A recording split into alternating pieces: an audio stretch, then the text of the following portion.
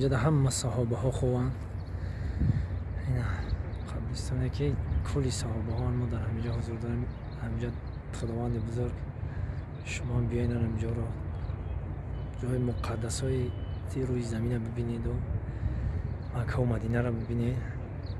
واجی شین سربلند باشید، حق ما هم دعاگو باشید. اینجا صحابه ها یکم از سبب باشه قبرو مایده مایده که نمیدونم مایده مایده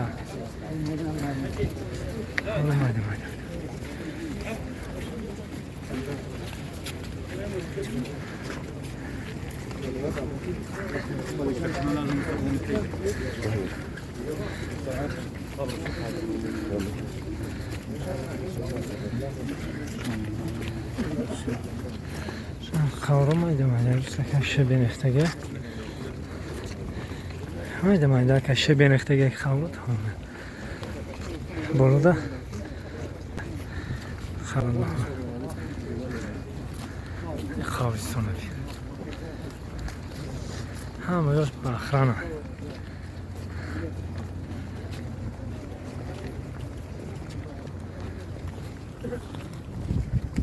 دوستان عزیز کوشش کردیم که بدرویم اینجا هم بار ببینیم اینجا باشه سربان باشه.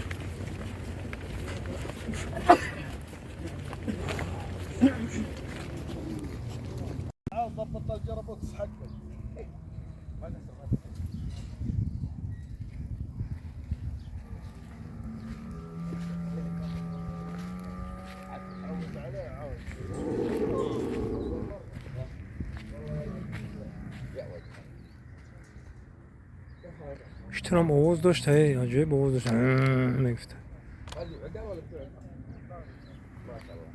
آدم سیاه مقصد زنگیان نمیدونم.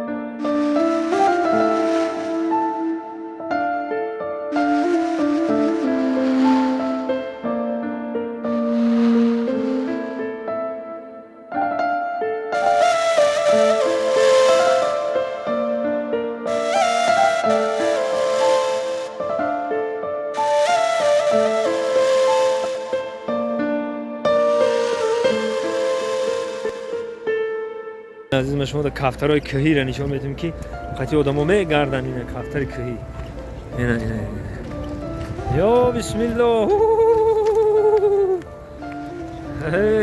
خداوند بزرگ این معجزه ها شبیه این کفترها را بی وقتی آدم ها میگردن کفترها ای آدم ها دور نمیگریزن هم کجا آدم ها پیش آدم میره اگر شما بخواین میدن راست میده و میرم انم کفترها رو شما کنم مازی بیست وازی بیست یا بسم الله الرحمن الرحیم یا بسم الله وقتی مالوانی ما باید بیارم یا بسم الله الرحمن الرحیم وقتی مالوانی رو باید بیارم این کفترها رو بی